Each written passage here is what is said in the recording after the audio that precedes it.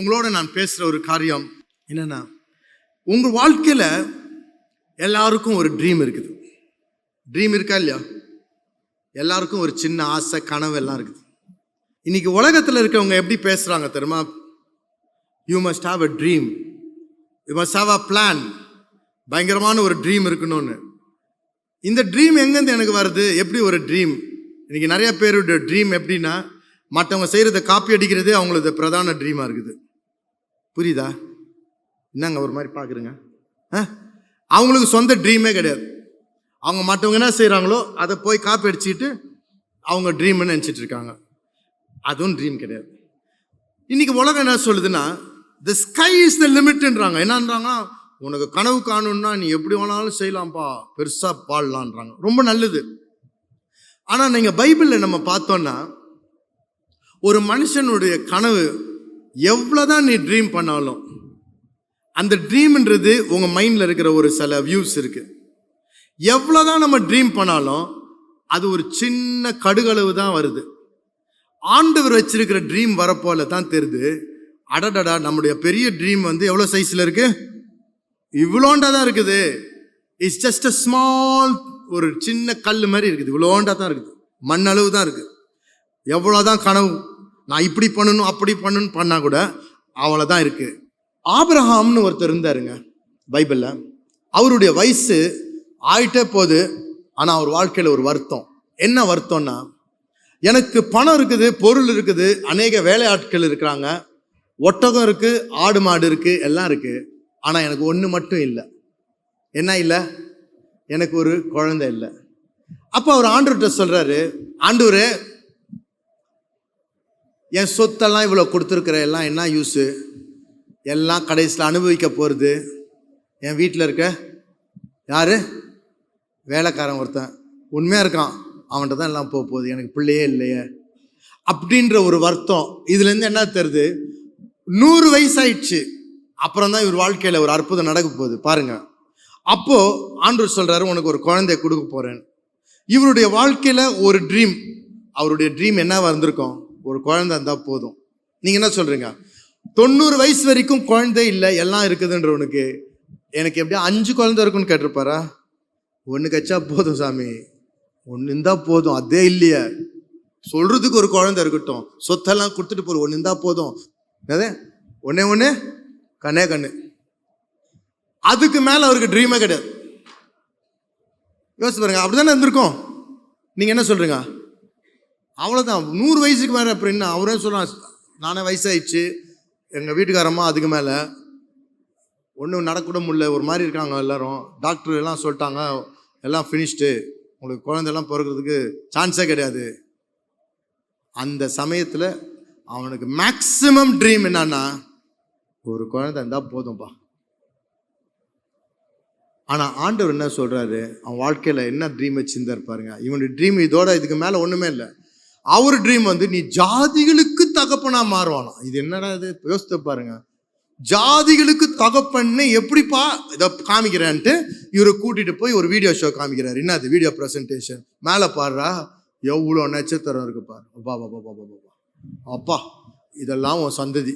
அப்புறம் கடல் மண்ணை காமிக்கிறாரு பாரு, ஐயோ எவ்வளோ மண் இருக்குது, இப்படி கையில் இவ்வளோ எடுத்து என்ன சொன்னால் கூட முடியாது. இப்படி இருக்க போதும் உன் சந்ததி, நீ இவங்களுக்கெல்லாம் ஒரு ஃபாதராக இருப்ப. இப்போ ஆண்டர் வச்சிருக்கிற ட்ரீமு, இவர் வச்சிருக்கிற மேக்ஸிமைஸ் பண்ண ட்ரீமு கம்பேர் பண்ண கம்பேரிசன் இருக்கா எங்கேயாச்சும்? கொஞ்சம் சொல்லுங்க நீங்கள்.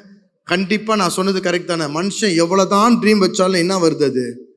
அது ஒரு கடுகு அளவுக்கு மேலே வரவே வராது. அதுக்கு தான் ஒரு வசனம் சொல்கிறார் ஆண்டவர், நீ கேட்குறதுக்கும் நீ வேண்டிக் கொள்ளுறதுக்கும் பெருசா மேலாக, more than what eyes have not seen, கண்கள் கூட பார்க்கல, eyes have not seen, ears have not heard, great things that God has got in store for you. உனக்காக ஆண்டவர் வைத்திருக்கிற காரியங்களை கண்களும் கண்டதில்லை, காதுக்கும் கேட்டதில்லை, மூளை எட்டாதது, கற்பனைக்கும் மிஞ்சின பெரிய காரியம் வச்சிருக்கிறேன்னு. இதுதான் பைபிள் பிரகாரம் இருக்கிற காரியம். நல்லா கேளுங்க. பைபிளில் பார்த்தீங்கன்னா நெகேமியான்னு ஒருத்தர் இருந்தார். இந்த நெகேமியா என்ன பண்ணியிருந்தாரு? அவருடைய வாழ்க்கையில் ராஜாட்ட என்ன பண்ணுறாரு? வேலை செஞ்சிருந்தாரு. ஆனால் அவருடைய வேலை என்ன? அவருக்கு ஜூஸு அவருக்கு உதவி செய்து சாப்பாடு ஜூஸ் கொடுக்குறது, அவ்வளோதான். ஆனால் அவருடைய வாழ்க்கையில் அவருடைய ட்ரீம் என்னாந்து இருக்கும். ஆனால் ஆண்டவர் அவரை அங்கிருந்து பயன்படுத்தி ஒரு பட்டணத்துக்கு எல்லாத்தையும் சுவரு மற்ற காரியங்கள் அனைத்தையும் கட்டுவதற்கு அவர் எப்பேற்பட்ட ஆளாக பயன்படுத்துகிறார். யோசித்து பார்த்தீங்களா? இன்னைக்கு நம்ம வாழ்க்கையில் கூட நம்ம நினைக்கிறதெல்லாம் சின்னோண்டு, ஆனால் கர்த்தர் வச்சிருக்கிறது ரொம்ப ரொம்ப பெருசுங்க. அதனால்தான் உங்கள் வாழ்க்கையை மட்டமாக யோசிக்காதீங்க. இன்னைக்கு நீங்கள் உட்கார்ந்துருக்குறீங்க, உங்கள் லைஃபு உங்கள் குடும்பத்தை குறித்து சிறுசாக யோசிக்காதீங்க. ஏன் சிறுசாக யோசிக்காதீங்க? ஆண்டவர் பெரிய காரியங்களை வைத்திருக்கிறார் உங்கள் வாழ்க்கையில். படிப்படியாக அதை உயர்த்துவார், படிப்படியாக உயர்த்துவார். ஐயா அவர் சொல்றார், உன் வயோதிப காலத்திலையும் நீ ஒரு பெரிய கனித்தர மரமாக இருப்பாய், நீ செழிப்பாக இருப்பாய், நீ அநேகருக்கு ஆசீர்வாதமாக இருப்பாய், நீ தலையாக இருப்பாய், வாளாக இருக்க மாட்டாய், உன்னை உயர்த்துவேன்றார். ஆனால் நம்முடைய சின்ன ட்ரீம் தான் நம்மளை தடை செய்யும். இன்னைக்கு இந்த ஆண்டவருடைய பெரிய ட்ரீம் நம்ம வாழ்க்கையில் நடக்கிறதுக்கு, அதை அடையிறதுக்கு நான் என்ன செய்கிறது யோசித்துருக்குங்களா? இந்த காரியம் என் வாழ்க்கையில் நடக்கிறதுக்கு நான் என்னையா செய்யணும்? என்ன ரகசியம்? இந்த பைபிளில் இருந்த ஒவ்வொருத்தருடைய வாழ்க்கையில் பார்த்தீங்கன்னா, எஸ்தருடைய வாழ்க்கையில் கூட அந்த அம்மா, அவங்க வாழ்க்கையில் ஒரு கனவு என்னந்திருக்கும். ஒரு ராஜா இருக்கிறாரு, அந்த ராஜாவுடைய மனைவி அவருக்கு கீழ்ப்படியிலன்ட்டு அவங்கள விலக்கி வைக்கிறாங்க. அடுத்தது எனக்கு ஒரு ராணி வேணும்னு சொல்லிட்டு இந்த ராஜா என்ன பண்ணுறாரு, ஒரு தகவல் அனுப்புகிறாரு. அப்போ அழகான வாலிப பிள்ளைகள்லாம் வந்து அவங்களுக்கு ஒரு இன்டர்வியூ வைக்கிறாங்க. அப்போ அந்த இன்டர்வியூக்கு வந்த ஒரு பெண் என்ன நோக்கத்தோடு வந்திருக்கும், நமக்கும் ஒரு சான்ஸ் கிடச்சி ராணி ஆகிடணும், அதுக்கு மேலே ஒன்றும் இல்லை, அவ்வளோதான் ட்ரீமு. ஆனால் ஆண்டவருடைய ட்ரீம் என்ன தெரியுமா? நீ ராணி மட்டும் இல்லை, ஒரு பெரிய ஜாதிக்கு ஒரு இரட்சகராகவும் ஒரு தாயா நீ மாறுவேன். அவங்க மூலம் அழிக்கப்படுற தருவாயில் நிற்கிற அந்த யூத ஜனத்தை ஆண்டவர் இந்த அம்மா மூலம் ரட்சித்தார். ஆமீன். அம்மா, சிஸ்டர், பிரதர், உங்கள் வாழ்க்கையை சாதாரண நினைக்காதுங்க, சாதாரண நினைக்காதுங்க. இப்போ புரியுதா? உங்களுக்கே தெரியாத அளவுக்கு பெரிய கனவு ஆண்டவர் வச்சிருக்கிறாரு. அப்போ உங்கள் ஸ்கூல் டீச்சருக்கு எப்படி தெரியும்? உன் ஸ்கூல் வாத்தியாருக்கு என்னையா தெரியும்? ஒன்றும் தெரியாது. அவங்களுக்கு ஜாகிரபி தெரியும், கணக்கு தெரியும், அதெல்லாம் ஃபஸ்ட் கிளாஸாக தெரியும், அவங்களுக்கு ஒரு சல்யூட். ஆனால் எதிர்காலம் பற்றி யாருக்கும் தெரியாது. எந்த ஜோசியக்காரனுக்கு தெரியாது, எந்த தந்திரவாதிக்கும் தெரியாது, ஒருத்தனுக்கு தெரியாது. ஆண்டவர் பெரிய காரியங்களை வைத்திருக்கிறார் உனக்கு. இன்னைக்கு நீ நல்லா யோசித்துக்கோ, நீ ஆசைப்படுற காரியத்துக்கும் மிஞ்சி பல மடங்கு ஆண்டவர் கரத்தில் இருக்குது. ஆனால் அவரை நேசிக்கிறவங்களுக்கு அதை அப்படியே கட்டவிழுக்கிறார். அப்படின்னா என்னன்னா, இவன் போகிறதுக்கே தெரியாது, இவனுக்கு பிளான் பண்ணுறதுக்கு முடியாது, ஆனால் ஆண்டவர் காரியங்களை செய்கிறார். உனக்கு அடுத்தபடி என்ன நடக்கும்னே தெரியாது. யோசேப்புடைய வாழ்க்கையில் அவர் என்னவா இருந்தார்? அவர் கடைசி பையன். அப்போது பெஞ்சமின் பிறக்கலை, அதுக்கப்புறம் பெஞ்சமின் பிறந்தார். அவர் அவங்க அப்பாவுக்கு கூட உதவி செய்து கொண்டு இருக்கிறார். அவங்க அப்பா வந்து மனைவியில் இறந்துட்டாங்க. அப்போ இந்த பையன் தான் அப்பாவை பார்த்துக்கிறான், அப்பா பக்கத்திலே வச்சுக்கிறார். இந்த பையன் கடைசி ஒரு வயசான காலத்தில் பிறந்த மகனால அது மேலே ரொம்ப பாசமாக பத்திரமா வச்சு எங்கேயும் வெளியே விடுறதில்ல. மிச்ச சகோதரர்கள்லாம் வெளியே காட்டில் வேலை செய்வாங்க, இவரை மட்டும் பொத்தி பொத்தி வளர்த்துக்கிறார். இவருடைய பழக்கம் என்ன? சகோதரர் செய்கிற அநீதியான காரியங்கள்லாம் இவருக்கு கஷ்டமாக இருக்குது, வந்து வீட்டில் சொல்லிடுறாரு. அதனால என்ன இருக்குது, வீட்டில் இருக்க எல்லா அண்ணன்மார்களுக்கும் இவன் மேலே ஒரே கோவம், இவன் பெரிய தலைவலியாக இருக்கானே. கரெக்ட் இல்லையா? கடைசியில் என்ன ஆகுது பாருங்க, இவனுடைய வாழ்க்கையில் இவனுக்கும் தெரியல ஆண்டவர் வச்சிருக்க திட்டம் என்ன நடக்குதுன்னே தெரில. அவரை தூக்கி வித்துடுறாங்க.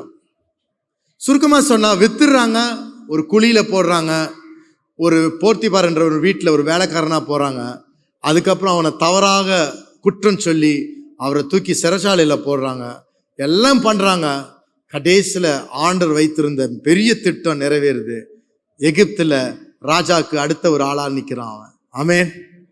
ஆனால் இவங்களுக்கு இதெல்லாம் திட்டம் தெளிவாக இதான் நடக்க போகுதுன்னு தெரியல, என்ன நடக்குதுன்னே தெரில. அதுதான் ஆபிரகாம் சொல்கிறாரு, ஆங்கிலத்தில் அழகாக இருக்கு, Abraham went not knowing where he was going.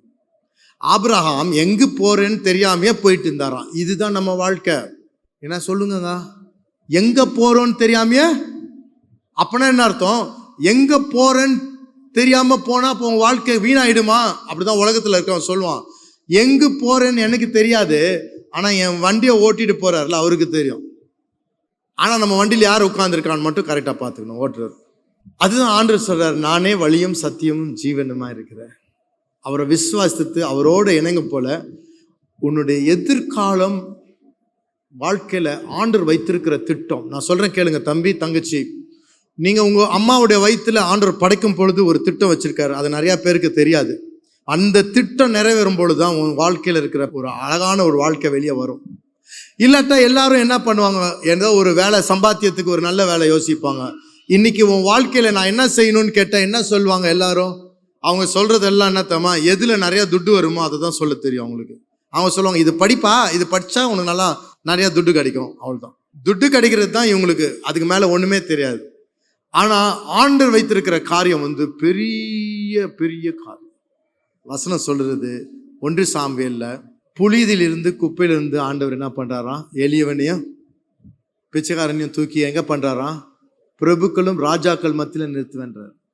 இதுக்கு வந்து என்னையா படிக்கணும், இதுக்கு படிப்பே கிடையாது. பா வாட்ட சந்தோஷம்ப்பா, என்ன ஒரு பெரிய ஒரு ஆசீர்வாதமான வார்த்தை. இன்னைக்கு சொன்னதை மறக்க முடியாது. படிப்பே வேணாம். என் மகன் எப்பவும் கேட்பான் சின்ன வயசுல, டாடி எக்ஸாமினேஷன் இல்லாத ஸ்கூல் எதா இருக்கா? நான் தான் ஸ்கூல் ஸ்டார்ட் பண்ணணும். உனக்கு என்ன பண்றது? அவருக்கு எக்ஸாமினேஷனே இல்லாமல் ஸ்கூல் போயிட்டு வந்ததுன்னா அது நல்ல ஸ்கூலு.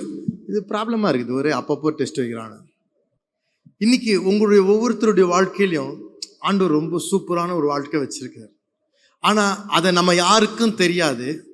படிப்படியாக தான் அவர் என்ன பண்ணுறாரு, இங்கே வந்த உடனே ஒரு பாக்ஸ் திறக்கிறாரு, வாவ் அப்படின்னு ரொம்ப ஹாப்பி ஆயிரும். அதுக்கப்புறம் அடுத்த ஸ்டெப் போனால் இன்னொன்று, இன்னொரு ஸ்டெப் போனால் இன்னொன்று. இதுதான் வாழ்க்கையில் சந்தோஷமாக இருக்குது. யாருக்குமே எல்லாம் தெரியாது. இப்போ எல்லாமே தெரியாதனால குழப்பம் இல்லை. அங்கே தான் அதான் நான் சொன்னேன், உங்கள் வாழ்க்கையை ஏசப்பா கையில் கொடுத்துட்ட பிறகு நம்ம தூங்கணும், அவர் வண்டி ஓட்டுவார். இன்னைக்கு நிறைய பேர் என்ன சொல்கிறாங்க, ஐயோ நானே ஓட்டுறேன்னு சொல்லி அவங்களுடைய வண்டியை பார்த்தா மூஞ்சி எல்லாம் உடஞ்சி போயிருக்குது. ஏன்னா போகிற இடத்துலலாம் இடிச்சு அவங்க வாழ்க்கை ஃபுல்லாக டென்ட்டாக இருக்குது. their life is full of dent because they just go and mess up their life. ஆனால் என்னைக்கு நீங்கள் நமக்கு வேண்டாம் ஆண்டவர் கையில் கொடுத்துட்டு நீங்கள் என் வாழ்க்கை எடுத்து ஓட்டுங்க ஆண்டவரை அப்படின்னு சொல்ல போல தான் அவர் வச்சுக்கிற திட்டம் நம்ம லைஃப்பில் வரும். அந்த திட்டம் வரப்போல தான், அந்த ட்ரீம் வரப்போல நீங்கள் என்னப்பா இது, நான் எப்படிப்பா இதை செய்ய முடியும்? அங்கே தான் உன்னுடைய பணத்துக்கும் உன் திறமைக்கும் உன் பலத்துக்கும் மிஞ்சின காரியத்தை உன் கையில் ஒப்படைத்து, என் பலன் உனக்கு போதும்டா, நீ போடான்னு வரும். உன்ட்டு இருக்கிற கொஞ்சம் பலத்தோடு நீ போ, மிச்சது நான் பண்றேன்றார். இந்த மாதிரி ஒரு காரியம் நம்ம வாழ்க்கையில் நடக்கிறது எவ்வளவு சந்தோஷம். அப்ப என்னாக்கு நம்முடைய பலனுக்கும் கிருபைக்கும் ஸ்ட்ரெங்க்த்துக்கும் மிஞ்சினது செய்ய போல அவருடைய அபிஷேகமும் அவருடைய தயவும் அவருடைய கிருபையும் நம்மளை செய்ய வைக்கும். இது கர்த்தருடைய பலன். அவருடைய ஆவி நம்ம வாழ்க்கையில நடக்கும். ஐயா, இந்த ஊர்ல எத்தனையோ லட்சம் ஜனங்க இருக்காங்க, அந்த லட்சத்தோட ஒரு லட்சமா இருக்கிறது அது நல்ல காரியம் இல்லை. நீ ஒரு வித்தியாசமான நட்சத்திரமா இருக்கணும்னு தான் நான் ஆசைப்படுறேன். அதான் ஆண்டவருடைய ஆசையும். நீ ஒரு வித்தியாசமான ஆளா இருக்கணும், நீயும் ஒரு ஆபிரகாம், நீயும் ஒரு நெகேமியா, ஒரு எஸ்தர் போல இருக்கணும்னா நம்ம கேட்கணும், ஆண்டவரே எனக்கே என்னன்னு தெரியல ஆண்டவர், உங்களுக்கு தான் தெரியும். ஏன் நானா படைச்சேன்? நீங்க தான் படைச்சிங்க. You created me. நீங்க என்ன படைச்சிங்க, எவ்வளவு ஞானமா படைச்சிருக்கிறீங்க, நீங்க என்னை எடுத்து பயன்படுத்துங்க. நம்ம அதை சொல்லிட்டோம். ஆனா இந்த பாதையில போகும் பொழுது இந்த ஒரு 3 காரியம் உங்களோட பேசுறேன். இதுக்கு நீங்க தயாரா இருக்கணும். உங்க வாழ்க்கையில இந்த பாதையில போல எதுக்கு தயாரா இருக்கணும்? இந்த 3 காரியத்துக்கு தயாரா இருக்கணும். என்ன தெரியுமா? 3 காரியத்துக்கு பயப்படக்கூடாது. 3 எத்தனை பேரு நான் ஆண்டவருடைய அந்த பெரிய திட்டம் என் வாழ்க்கையில் நடக்கணும்னு வாஞ்சிக்கிறேன். அந்த ஆபிரகாம் ஆசைப்பட்டதை காட்டிலும் ஆண்டவர் வச்சிருந்தது பெரிய காரியம் வச்சிருந்தாரு. அப்பேற்பட்ட காரியம் என் வாழ்க்கையில நடக்கணும். எத்தனை பேருக்கு ஆசை? எத்தனை பேருக்கு ஆசை? தாவீதுடைய வாழ்க்கையில கொஞ்சம் யோசித்து பாருங்க. அவர் ஆடு மேய்ப்பனா தான் இருந்தார். அந்த ஆடுங்க மத்தியில ஒரு சின்ன ஹார்ப்பு கிண்ணற மாதிரி எடுத்து வாசித்துட்டு இருக்காரு. ஆனா அவருக்கு தெரியுமா, ஆண்டவர் சொல்றாரு, நீ ஆடு மேய்க்கிற, இதுல உண்மையா இருக்கிற, என்னுடைய ஆடுகளை மேய்க்கிறதுக்கு உன்னை ராஜாவா மாத்துற. ஒரு ஆட்டு மேய்ப்பனுக்கும் ராஜாக்கும் என்னங்க சம்பந்தம்? கொஞ்சம் சொல்லுங்க, கொஞ்சம் யோசித்து பாருங்க. ஒரு ஆட்டு மேய்ப்பனுக்கு ராஜா ஆகணும்னு ஆசை எப்படிங்க? முடியாது. கர்த்தர் தான் செய்ய முடியும். அதே நேரம் அவர் ஒரு மியூசிஷியன். அவர் என்ன ஆளு? மியூசிக் வாசிக்கிறாரு, கூழாங்கல் வச்சுக்கிறாரு. அவர் என்ன ஆளா மாறுறாரு? பெரிய போர் வீரனா மாறுறாரு. இன்னைக்கு நம்ம லைஃப்ல அப்படி மாறுமான்னு, எப்படி மாறும்? இதுக்காக நான் அமெரிக்கா போகணுமா இல்லை ஜெர்மனி போகணுமா கேட்கலாம். எப்படி மாறும் தெரியுமா? எல்லாருடைய வாழ்க்கையிலும் ஒரு காமன் திங் என்ன தெரியுமா? என்ன அந்த ஆண்டவருடைய ட்ரீம் வரும் பொழுது எதுக்காக அந்த ட்ரீம் வருது? நம்முடைய குட்டி ட்ரீம் சைடில் வைங்க, ஆண்டவருடைய பெரிய ட்ரீம் வர போல அந்த நபர் தன்னை ரிஃப்ளெக்ட் பண்றவராக ஆண்டவர் நியமிக்கிறார். ரிஃப்ளெக்ட்னா பிரதிபலிக்கிறது. ஆண்டவரை இந்த சமுதாயத்தில் பிரதிபலிக்கிறதுக்கு. அப்பனா என்ன அர்த்தம்? உன்னை கண்டவர்கள் கர்த்தருடைய மகத்துவத்தையும் கர்த்தரை அறிந்து கொள்வார்கள். இந்த ஆளை பார்க்கும் பொழுது தெரியும் உண்மையாகவே சூப்பரான தேவன் இருக்கிறார். இருந்துச்சா இல்லையா? தானியேலை ஒரு ஆண்டவர் அறியாத ராஜாக்கு சேவை செய்யும் பொழுது அந்த ராஜா கண் மூடப்பட்டு ஒரு பத்திரத்தை சைன் பண்றான். அதன் நிமித்தம் தானியேலை சிங்கக்கோவில போட வேண்டியதாயிடுது. அந்த ராஜாவுக்கு மனசு இஷ்டம் இல்லை, ஆனாலும் அவர் செஞ்சிட்டாரு. ஆனா சொல்ல போல சொல்றாரு, தானியேலே உன் தேவன் உயிருள்ள தேவன், அவர் உன்னை கைவிட மாட்டார் எனக்கு தெரியும். அடுத்த நாள் போய் அவர் பார்க்கும் பொழுது, தானியேலே உன்னுடைய தேவன் உண்மையா உன்னை பார்த்துக்கிட்டாரான்னு கேட்கிறார். அப்போ ஒரு புற மதத்துல இருந்தா கூட ஆண்டவர் அறியாத ஒரு ராஜாக்கு தெரியுது இவனுடைய தேவன் உண்மையுள்ள தேவன். ஐயா, அம்மா, பிரதர், சிஸ்டர், உங்க வாழ்க்கை மூலம் ஆண்டவர் செய்யற காரியம், he wants to reveal himself. இன்னைக்கு அவரை நான் இந்த உலகத்துல வெளிப்படுத்திட்டு நான் போயிடணும் சார். ஒரே ஒரு வார்த்தை, நான் ஒரு கம்பெனியில் வேலை செய்கிறனோ, நான் பிஸ்னஸ் செய்கிறனோ, நான் கவர்மெண்ட்டில் இருக்கிறனோ, நான் மியூசிக் வாசிக்கிறனோ, நான் ஒரு பெரிய தொழில் அதிபதியாக மாறுறனோ, எதுனாலும் பரவாயில்ல, என்னை சுற்றி இருக்கிறவங்க நான் வணங்கும் தெய்வம் உண்மைன்னு என் வாழ்க்கையில் நடக்கிறத பார்த்து அவங்க தெரிஞ்சுக்கணும். இந்த ஒரு வைராக்கியம் இருக்கணும். என்ன இருக்கணும்? ஒரு பையனை கேட்டேன், நீ நீ எனக்கு வாசிக்கிறதுக்கு உன்னை கூப்பிடலான்னு இருக்கிறேன்னு சொன்னேன். ஆனால் அவன்கிட்ட சொன்ன ஒரு காரியம், உனக்கு ஆசை இருந்தா எனக்கு வேணாம், உனக்கு வெறி இருந்தா வா, உன்னை நான் ரெடி பண்ணிக்குவேன். பசி, ஆண்டவருக்கு உண்மையாக வாசிக்கணும். சும்மா இங்கே இருந்துட்டு அங்கே போயிட்டு சினிமாவில் நிற்கிறது இல்லை. கர்த்தருக்கு வாசிக்கணும்னு வா, உன்னை நான் ரெடி பண்ணிக்குவேன். அப்போ நான் ரிக்குவயர்மெண்ட் என்ன கேட்குறேன்? உன் வாழ்க்கையில் என்ன இருக்கணும்? பசி. இன்னைக்கு நம்ம வாழ்க்கையில் ஒரு பசி என்ன தெரியுமா? ஒரு வாழ்க்கை, God must be revealed through me. அந்த பிளான் வர போல ரிவீல் ஆகும். கரெக்ட் இல்லையா? இப்போ இந்த பாதையில போக போல 3 காரியங்க, இதுக்கு நீங்க ரெடியா இல்லைன்னா ஆண்டோடைய சித்தத்திலிருந்து ஓடிடுவாங்க. என்ன தெரியுமா? ஆண்டவரே, I will stand for you even if it's necessary I have to stand alone, I will still stand for you. புரிஞ்சிச்சா நான் என்ன சொன்னேன்னு? ஆண்டவரே, நான் உங்களுக்காக நான் நிற்கிறேன். ஒருவேளை தனிமையாக தான் நான் நிற்க வேண்டிய சூழ்நிலை ஆயிட்டா கூட இருந்தாலும் உங்களுக்கு நான் நிற்கிறேன் சொல்ல முடியுமா? இங்கே தான் the rubber meets the road. தனிமையாக எல்லாரும் கைவிட்டாலும் பரவாயில்ல, நான் இயேசு கிறிஸ்துவை ஏற்றுக்கொண்டு ஆண்டருக்குள்ள வந்த உடனே எனக்கு மனசு ரொம்ப சோர்வாச்சு. சில கிறிஸ்தவங்கள்லாம் பார்க்க போல, ஏன்னா என் கூட இருந்த அந்த கடவுளை அறியாமல் மோசமான இருந்த ஜனங்களை கம்பேர் பண்ண போல, இவங்க ஏன்டா எப்படி இருக்கிறாங்கன்ட்டு ஒரு பெரிய குழப்பம். அவங்களே மேலு போலையா, இவங்க எப்படி இருக்கிறானுங்க? அப்போ நான் சொன்ன ஆண்டவர்கிட்ட, பரவாயில்ல, இவங்க யாரும் எனக்கு மறிக்கல, நீங்கள் தான் மறிச்சிங்க. யாருமே கூட நிற்காட்டாலும் பரவாயில்ல, கடைசி பிறந்தும் என்னால் முடிஞ்சது உங்களுக்கு நான் ஓடுற ஆண்டவர், நீங்கள் எனக்காக செஞ்சது நிமித்தம். இது கூட்டணியாக ஓடுற காரியம் இல்லை, ஒரு தனிப்பட்ட ஒரு மனுஷன் ஆண்டவர் மேலே இருக்கிற பாரம், பாசம். இன்னைக்கு நான் உனக்கு கேட்குறேன், ஐயா, உங்கள் வாழ்க்கையில் கூட ஆண்டவர் மேலே இருக்கிற பசி, ஆண்டவர் மேலே இருக்கிற ஒரு பேஷன் என்னவா இருக்குது? இன்னைக்கு நம்முடைய கிறிஸ்டியானிட்டி வேற மாதிரி இருக்குது, ரொம்ப குழப்பமா இருக்குது. ஆனால் ஆண்டவர் அதான் சொல்றார், எனக்காக இருக்கிறவங்க எத்தனை பேர் இருப்பாங்க? பவுல் சொல்றார், திமோத்திக்கு எழுதிட்டு பேச போல, அவனுடைய சுய வகுத்து பொழைப்புக்காக தான் ஓடுறான் ஒழிய எவனும் ஆண்டவருடைய காரியமாக இல்லை. வருத்தத்தோட சொல்றாரு, everybody is only bothered about their belly, வயிற்று பொழைப்பு. ஆனா உண்மையாக இந்த ஜனத்துடைய நிலைமைக்காக, இந்த ஜனங்கள் கட்டப்படணும், ஆண்டவர் ராஜ்யம் கட்டப்படணுன்ற ஒரு பாரம் இல்லையப்பா அப்படின்னு எழுதுறாரு. நீங்க பைபிள்ல பாருங்க. இன்னைக்கு நம்ம வாழ்க்கையில ஆண்டவருக்கு தனிமையாக நான் நின்றாலும் நான் உங்களுக்கு நிற்கிற ஆண்டவரை அப்படின்னு சொல்ல முடிஞ்சவங்க தான் இந்த பாதையில போக முடியும். இல்லைன்னா அவங்க காம்ப்ரமைஸ் பண்ணி அவங்கள ஈஸியாக இழுத்துட்டு போயிடுவாங்க. இன்னைக்கு உங்கள் வாழ்க்கையில் ஒரு கவுண்டர் ட்ரெண்ட் பர்சனாக இருக்கணும். கவுண்டர் ட்ரெண்ட் பர்சனாக இருக்கணும்னா ஆண்டவருக்காக நான் நிற்க போகிறேன்னு அப்படின்னா, இன்னைக்கு ஒரு மீன் எடுத்து பாருங்க. அந்த மீன் எதிர ஒரு வெள்ளம் போல தண்ணி வந்தாலும் அது நீந்தி போகுது. செத்து போன மீன் அடிச்சு போயிட்டு இருக்கும். ஆனால் உயிருள்ள மீன் தான் என்ன பண்ணுது, அது நேர பாஞ்சிட்டு அது போக வேண்டியது போயிட்டே இருக்கும். இன்னைக்கு எதிர்ப்புகள் எவ்வளோ வந்தாலும் நான் நிற்க போறேன் என் தேவனுக்காக, என் விசுவாசத்துக்கு. உன் வாழ்க்கையில ஒரு நோக்கம் என்ன, அல்டிமேட் ட்ரீம் என்ன? ஆண்டவரை வெளியப்படுத்தணும், ஆண்டவருடைய வசனம் கேட்கணும், ஜனங்க தொடப்படணும், மாற்றப்படணும். குருட்டாட்டமாக இருக்கிறாங்க, அவங்கள வழி தப்பி போய் அநேகர் தவறான வதையில நடத்துறாங்க, இருள கொண்டு போறாங்க. இவர்களுக்கு ஒளி சத்தியம் ஆண்டவர் பேசும் தேவனை தெரிந்து கொள்ளணுமே. இந்த பாரம் நமக்கு இருக்கா? இன்னைக்கு பெரிய மற்ற பாரங்கள் விட்டது. ஆனா உங்க வாழ்க்கையில உங்க சுத்தி இருக்கிற ஜனங்களுக்கு ஆண்டவர் பற்றி சொல்லணுமே. அப்படி சொல்லும் பொழுது கஷ்டங்கள் வரும், அப்போ வரும் பொழுது எதிர்ப்புகள் வரும். அப்படி சொல்லும் பொழுது ஜனங்கள் பிரச்சனைகள் வராம இருக்குமா? வரதான் செய்யும். என்ன வந்தாலும் நான் நிக்கணும்னு நிக்கிறவங்க தான் இன்னைக்கு மிஷினரிஸா இருக்கிறாங்க. நார்த்தில் கூட தெரியுமா உங்களுக்கு?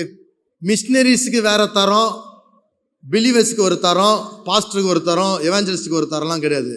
எல்லாம் சமமா இருதயம் எப்படி இருக்குன்னு ஆண்டவர் பார்ப்பார். இன்னைக்கு உங்க வாழ்க்கையில கூட நம்ம சொகுசாக இருக்கிறோம். ஆனா நமக்கும் ஒரு நாள், இன்னைக்கு சொல்றேன் ஏதிங்க, நெருக்கம் வரும். அழகா சொல்றேன் உங்களுக்கு, நெருக்கம்னு அது ஆழமா மற்ற காரியம்லாம் இருக்கும், பயந்துராதுங்க. நெருக்கமான ஒரு சூழ்நிலை வரும். ஆனா அந்த சூழ்நிலையில இருளின் மத்தியில வெளிச்சம் வீசுறதுக்கு நீங்க தயாரா இருக்கணும்னு சொல்றதுதான் ஆண்டவர் அனுப்பிச்சிருக்காரு என்று சொல்றேன். கேளுங்க. கார் இருள் சூழும், டார்க்னஸ் வில் கம், பட் ஆண்டவர் சொல்ற பயப்படாத. இருள் சூழுண்டா, பயப்படாத, ஆனா என் மகிமை உன் மேல உதிக்குன்றார். அதான் நற்செய்தி. நல்ல செய்தினா எவ்வளவு இருட்டானாலும் ஸ்தோத்திரம் சார். இருட்டாக தான் நட்சத்திரம் தெரியும். இன்னைக்கு ஒவ்வொரு நட்சத்திரமும் எப்ப தெரியும்? மத்தியானத்துல தெரியாது, இருள் மத்தியில தான். அப்போ இருள் மத்தியில நான் தெரியணும்னா உன்கிட்ட தில்லு வேணும். என்ன வேணும்? லபோ திபோன்னு கத்துறது இல்லை, தில்லு வேணும். பரிசுத்த ஆவியானவர் உன் மேல் வந்தவன என்ன வரும்? தைரியம் வரும்னு சொல்லியிருக்குது. பரிசுத்த ஆவியானவர் வந்தா என்ன வரும்? When the anointing of God comes on you, you will have boldness. ஆனா வெளிப்படுத்தல சொல்லுது, கோழைகள் பரலோக ராஜ்யத்துக்கு போக மாட்டாங்க. ஏன்னா ஆண்டவரை மறுதளிச்சிருவாங்க. கோழைகள் என்ன பண்ணுவாங்க? finished. ஆனா ஆண்டவர் சொல்றார், கடைசி பரியந்தம் நிலைத்து நிற்கிறவனே என்ன பண்ணுவார்? ஆண்டவர் ரட்சிக்கப்படுவான்றார். ஆண்டவருக்காக நிற்கணும். இன்னைக்கு நான் ஒன்று சொல்றேன், ஆண்டவருக்காக நிற்கணும்னா நீங்க ஏதாவது ஒரு முயற்சி செஞ்சிருக்கிறேங்க, வெக்கப்படாதுங்க. ஆண்டவரை பற்றி ஐயா அவன் நம்மளை லூசுன்னு நினைக்கட்டும், சொல்ல வேண்டியது நம்ம கடமை, சொல்லணும். அவங்க எதுவும் தப்பா நினைப்பாங்கன்னு எப்படியா தப்பா நினைக்க முடியும்? நீங்க செய்யறது தாங்க ரீசன் பண்றதுக்கு ஆண்டவர் அறிவு கொடுப்பார். இன்னைக்கு வெளியூர்ல எல்லாம் இல்லைங்க சொன்னா எல்லாம் தப்பா ஏதாவது ஆயிடும், அதனால அப்படி வாயை கட்டுறதுக்கு தான் நிறைய சட்டங்களும் காரியங்களும் நடக்கும், ஜனங்களும் மாறுவாங்க. நம்ம வாயை கட்டிட்டா செத்துட்டோன்னு அர்த்தம். வாயை மட்டும் கட்ட விடக்கூடாது. பேசுறதுக்கு உரிமை வாங்கி கொடுத்துக்கிறாங்க அந்த காலத்துல. இவங்க வாங்கி கொடுத்தாங்களோ வாங்கி கொடுக்கலையோ, அப்போஸ்தலர்ல எழுதி இருக்குது. அப்பமே கூப்பிட்டு சொன்னாங்க பேதுரு இவங்க சீசர்களை, நீ இயேசுன்னு பேர் மட்டும் பயன்படுத்தாத, நீ கடவுள்னு வேணா சொல்லிக்கோ. அவங்க சொல்றாங்க, அதை எப்படி நாங்க நிறுத்த முடியும்? நீ செய்யறதை செஞ்சுக்கோ, ஆனா நாங்க செய்யறதை செஞ்சுக்கிட்டே இருப்போம். எத்தனை பேர் இந்த மாதிரி ஒரு இறுதியம் இருக்க போகுதுன்னு தெரியல. உன் வாழ்க்கையில ஒரு தரமாக ஒரு வாழ்க்கை இருக்கணும்னா என் இயேசுவை பற்றி நான் சொல்லணும் சார், சொல்லி தான் ஆகணும், சொல்லாம இருக்க முடியாது. அநேக சாட்சிகள் நான் சொல்லுவேன். இன்னைக்கு இருக்கிற அரசியல்ல பெரிய பெரிய கம்பெனிஸ்ல பெரிய பெரிய ஆட்கள் ஆண்டோடைய பிள்ளைகளா இருக்காங்க, தெரியுமா? ஆனா ஞானமா சவாலாக இயேசுவை பற்றி சொல்றாங்க, ஐ பிலீவ் இன் ஜீசஸ். இன்னைக்கு உங்க வாழ்க்கையில இந்த இயேசுவை குறித்து தைரியமா அறிக்கையிட்டா, நானும் பரலோக ராஜ்யத்துல பிதாவு முன்னால உன்னை அறிக்கையிடுவேன். என்ன நீ அறிக்கையிடலன்னா நானும் மறுதளிப்பேன்றார் ஆண்டவர், மறந்துடுவேன்றார். சொல்லியிருக்காரா இல்லையா? இன்னைக்கு உங்க வாழ்க்கையில மேக் அ டிசிஷன்.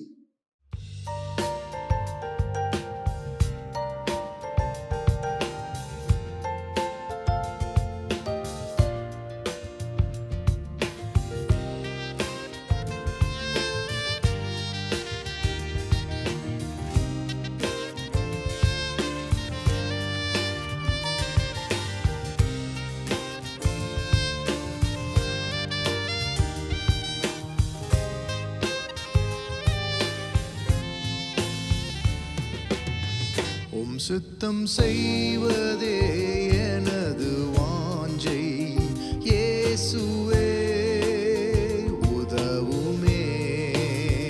உம் சித்தம் செய்வதே எனது வாஞ்சை, இயேசுவே உதவுமே. உம் சித்தம் செய்வதே எனது வாஞ்சை, இயேசுவே உதவுமே. உம் சித்தம் செய்வதே எனது வாஞ்சை, இயேசுவே என் இயேசுவே. பசுமையாய் தோன்றும் காரியம் வறட்சியாய் மாறலாமே. இன்பத்தை நாடி ஓடியவர் துன்பத்தில் சிக்கினாரே. பார்வைக்கு இனிமை தான் சிம்சோனே, ஆனால் பார்வையை இழந்தாயே. இந்த உலகத்துல அநேக ஆப்ஷன்ஸ் அண்ட் சாய்ஸ் இருந்தாலும் God's plan ஒன்றே உதவுமே. உம் சித்தம் செய்வதே எனது வாஞ்சை, இயேசுவே உதவுமே. உம் சித்தம் செய்வதே எனது வாஞ்சை, இயேசுவே என் இயேசுவே. உம் சித்தம் செய்வதே எனது வாஞ்சை, இயேசுவே உதவுமே. உம் சித்தம் செய்வதே எனது வாஞ்சை, இயேசுவே என் இயேசுவே.